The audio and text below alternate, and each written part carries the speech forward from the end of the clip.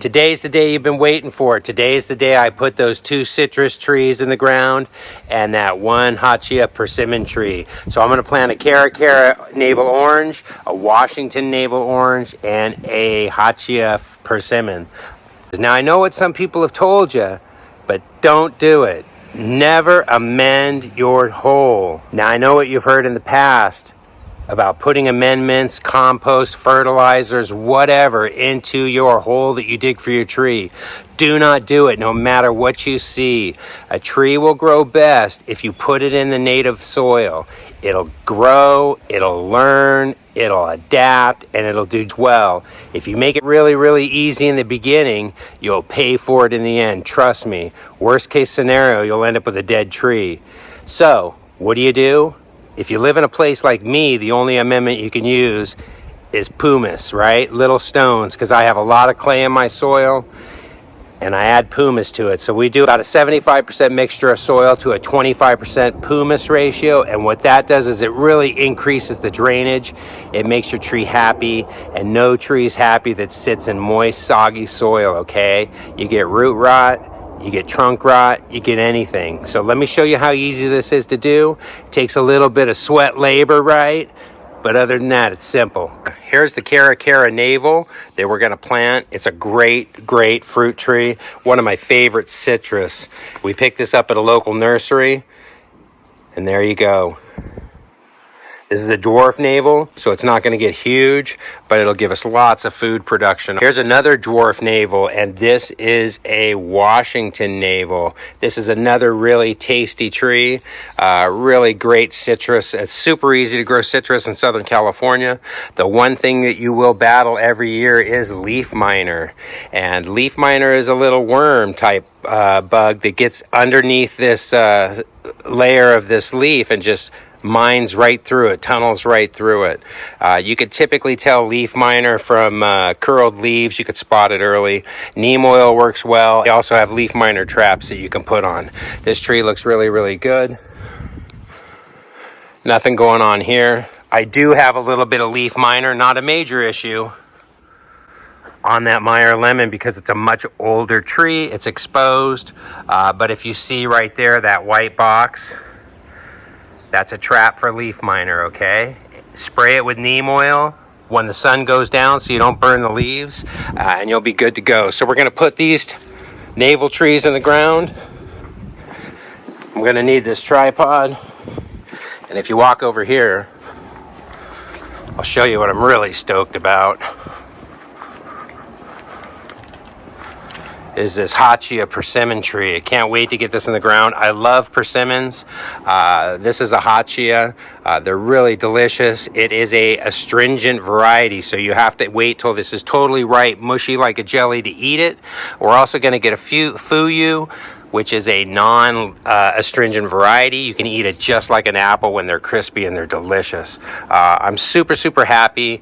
I love persimmons, and nothing represents the fall for me more than seeing beautiful orange and red fruits on this thing. We obviously won't get any this year. It had a ton of fruit on it. I pulled them off because I'm putting it in the ground, so at least we know it's happy and it wants to fruit. And persimmons are much easier to grow than those avocado trees over there, let me tell you. So let's take a walk over here, show you where we're going to put them. There's the lemon trees we put in about a month or so ago.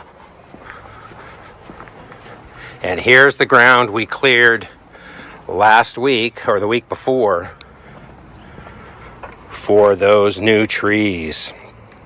So I think what I'm going to do is I'm going to put a orange, a persimmon, and then an orange. All right, here's that pumice I was telling you about. It's nothing but really little pebbles. And this really increases the aeration and the drainage in your soil. And it works really, really well.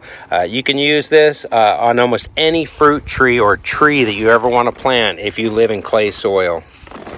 It's awesome, and it's really inexpensive. You get a big bag like this. I think it's about a 40-pound bag for about $40 from your farm supply store.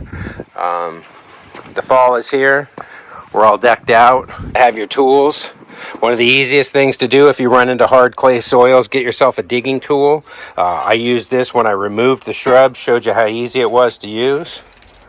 And then you want to have a couple of different shovels, a rounded spade, and then this is a hole digging shovel that really works well if you're having a hard time getting through the ground. Now, a lot of people tell you you have to dig a square hole because if you dig a round hole, you're going to get root bound. That is not true. That's a misnomer. It doesn't work that way. So don't ever worry about digging a square hole. But what you do want to do when it comes to the hole, like everybody's heard the adage before, right? Dig a $50 hole for a $5 tree, right? Well, guess again, baby, because that $5 tree is like 50 or 60 or 70 or 80 bucks now. Some cases 140 bucks for a 5-gallon persimmon tree. That's nuts, right? So that's why you really need to learn how to graft your own trees, start your own trees. It's really easy to do once you get the specimens, right? Once you get that, you're off to the races. Once you get the mother or the adult plant, you can always take cuttings off of fig trees, persimmons, pomegranates, apples, everything, and grow your own from then on, okay? Instead of dealing with the actual fruit tree in the 5-gallon container, it's better if you just take an empty 5-gallon container and use that to size your hole. You basically want to go about twice the size in diameter, but no deeper than that to do something like this, okay? If you go too deep, you're going to get that root rot. Safety first, right? This helps you dig the hole straight down too, not angled.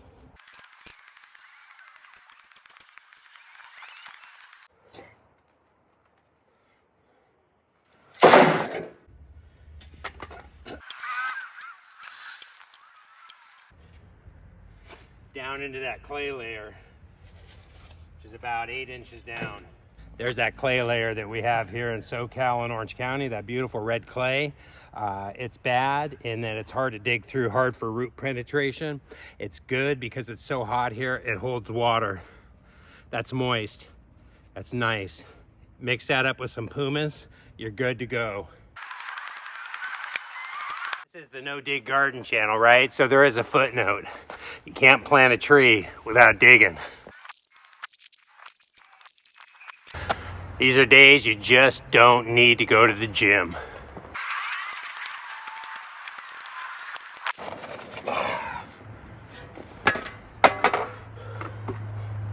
Bingo. All right, so we got a little change of plan. I'm actually gonna put Hachia persimmon in that first hole, and then I'm gonna put another persimmon of Fuyu down there, and I'm gonna put an orange tree right there, and then I'm gonna stick the other orange tree in the backyard. All right, I really wanna give you a good look in the hole and see what's going on. First layer is gonna be pumice if you're in a clay environment.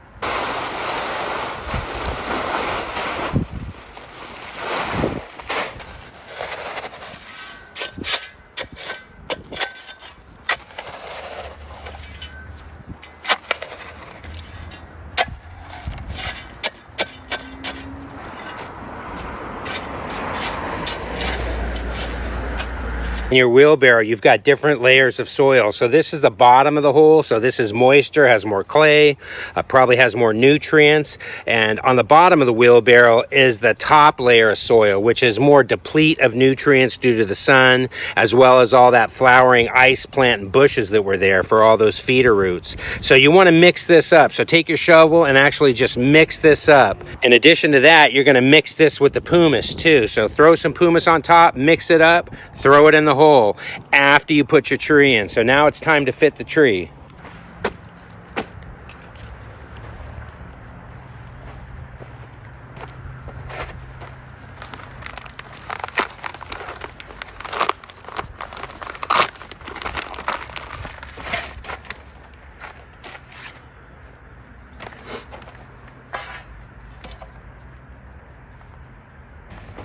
One thing you always want to do is this right here is your graft, okay?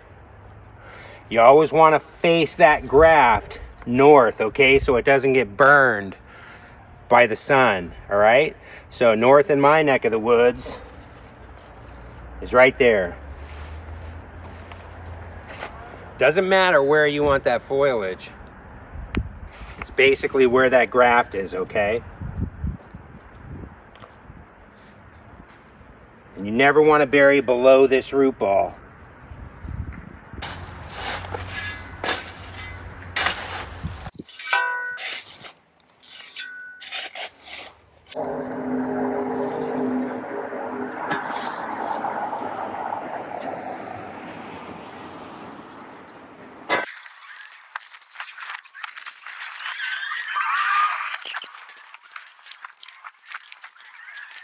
If you shake your shovel, you'll get rid of a lot of these bigger rocks and clumps of clay.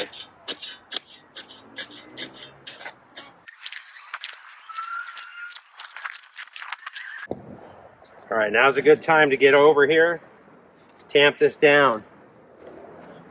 Get out any big rocks on top. You want to tamp that down. There's no need to stake your tree. You want your trees to sway and move around in the wind. It creates a much stronger tree. Get rid of that nursery stake. Most people stake a tree commercially so the trees don't move in the hole and bend over and, you know, shift and not go straight up.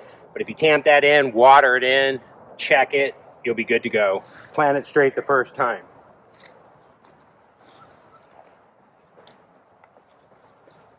Make a little natural well around that tree.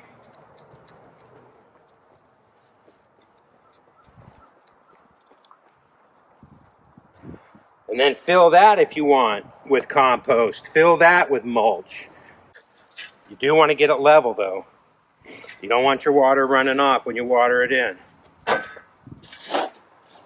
Build up a little well around the tree.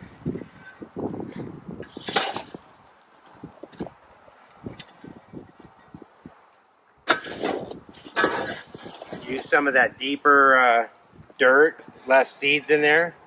And you're gonna have to go through here after you water and stuff for a few days and get out those surface seeds. But that's not a big deal. Just get your swivel-headed hoe and go through them, all right? It's easy. You just stir them up and they'll dry in this California heat. Now the easy part, watering it in.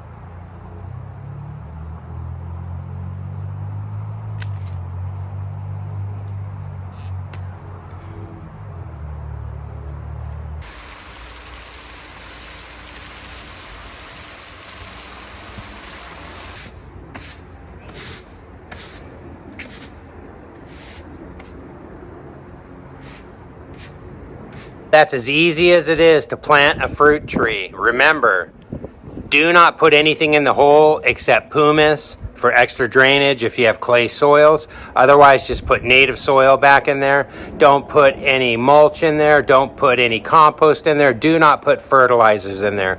Worst case scenario, you would kill your tree. If you really feel the need that your tree needs some help, needs some nutrients, do a top dressing of compost, fertilizer, if that's what you like to do.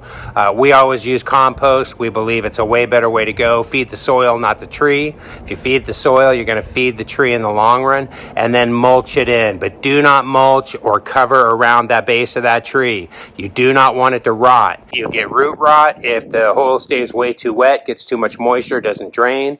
And if you fill things too high up on the level and you have a grafted tree where they graft onto another variety for shape or size, right? Say you want a dwarf or a semi-dwarf. All that is a regular like orange tree grafted onto a semi-dwarf or a dwarf rootstock.